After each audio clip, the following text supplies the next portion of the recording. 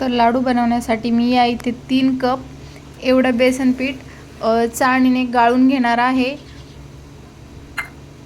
छान असं चाळणीने गाळून घ्यायचं। त्यामध्ये 1 चिमूटभर एवढी हळद टाकायची आणि 1 चिमूटभर एवढं मीठ टाकून छान असं मिक्स करून घ्यायचं आणि थोडं थोडं पाणी टाकून याचा उंडा आपण तयार करून घेणार आहोत। जास्त घट्टही नाही आणि पातळही नाही असा उंडा इथे तयार आहे।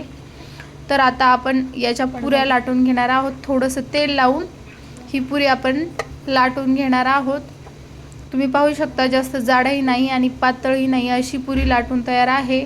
आता या इकडे मी तेल तापत ठेवलेलं होतं, त्यामध्ये ही पुरी छान अशी खरपूस तळून घ्यायची।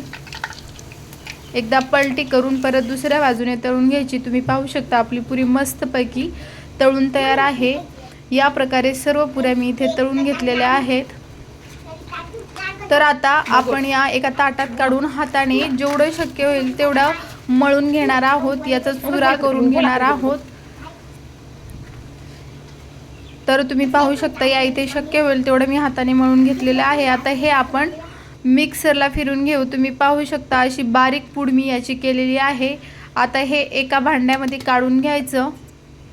आता चाचणी बनवण्यासाठी मी त्याच वाटीने 1.5 वाटी 3 कप बेसन पिठाला 1.5 वाटी म्हणजे सॉरी 3 वाटी एवढी साखर मी घातलेली आहे आणि 1 ग्लास पाणी मी यामध्ये टाकलेलं आहे।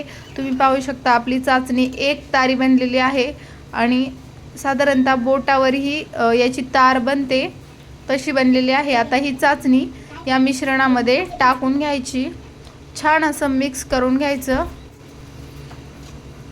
हे मिश्रण चांगलं एकजीव करून घ्यायचं जेणेकरून यातला सर्व पाक हा यामध्ये मिसळला जाईल। तुम्ही पाहू शकता हे सर्व मिक्स झालेलं आहे।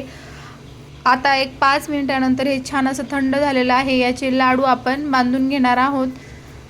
तुम्ही पाहू शकता याचा लाडू मी बांधलेला आहे। सर्व लाडू इथे बांधून तयार आहेत। तर तुम्हाला आजची रेसिपी कशी वाटली हे कमेंटमध्ये सांगायला विसरू नका। Bye bye.